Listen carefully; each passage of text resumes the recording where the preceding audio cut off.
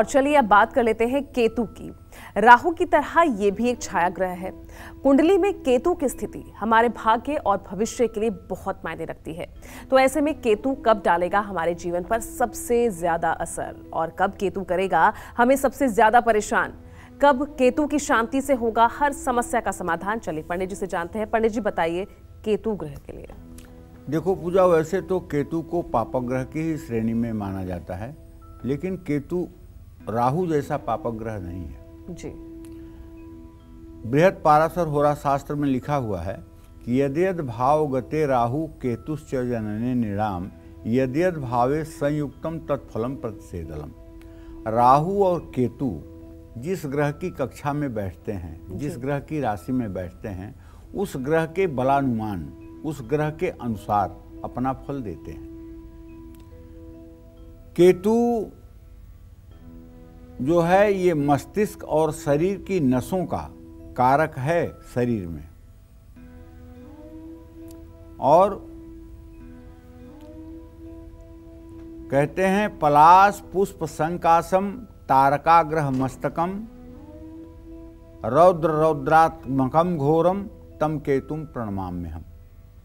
केतु के मंत्रों का जप करने से सब प्रकार के इष्ट और अभिष्ट की सिद्धि होती है, लेकिन पंचम भाव में यदि केतु हो तो निश्चित रूप से ये केतु संतान के लिए बड़ा दुखदाई हो जाता है।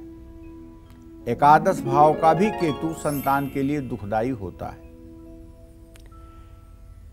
केतु अपनी महादशा में या उम्र के 48वें 49वें वर्ष के बीच में व्यक्ति के जीवन को प्रभावित करता है। ऐसे में जिन लोगों पर केतु की दशा चल रही है, केतु की दशा 7 वर्ष की होती है, या जो लोग 48 या 49 साल के हैं, उनको केतु की शांति का उपाय जरूर कराना चाहिए। केतु के अशुभ प्रभाव को कम करने के लिए भगवान गणेश की हर रोज पूजा करनी चाहिए। ओम गंग गणपतये नमः, इस मंत्र का 10 माला जप कम से कम 1 वर्ष तक करना चाहिए। गणेश चतुर्थी का व्रत करना चाहिए। गणेश जी का लड्डू और दुर्वांकुर से सहस्रार्चन करना चाहिए। अपने माथे पर केसर और मलयागिर चंदन घिस करके तिलक लगाना चाहिए। कुत्ते को रोटी खिलानी चाहिए। कुत्ते को कभी मारना नहीं चाहिए, सताना नहीं चाहिए। महिलाएं और पुरुष केतु को मजबूत करने के लिए कानों में सोना धारण कर सकते हैं। महिलाएं केतु के लिए पैर के अंगूठे में चांदी का छल्ला धारण कर सकती हैं। 9 साल से कम उम्र के बच्चों को खट्टी मीठी टॉफी खिलानी चाहिए। कबूतरों को बाजरा डालना चाहिए। ऊनी कंबल जरूरतमंद लोगों को दान करना चाहिए।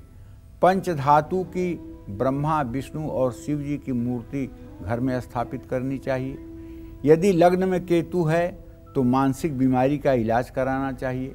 द्वितीय भाव में केतु है तो बाणी में दोष होगा, उसके लिए भी स्पीच थेरेपी का सहायता लेना चाहिए। तृतीय भाव में केतु है तो कोई उपाय नहीं करना चाहिए, आप राजा बन जाएंगे।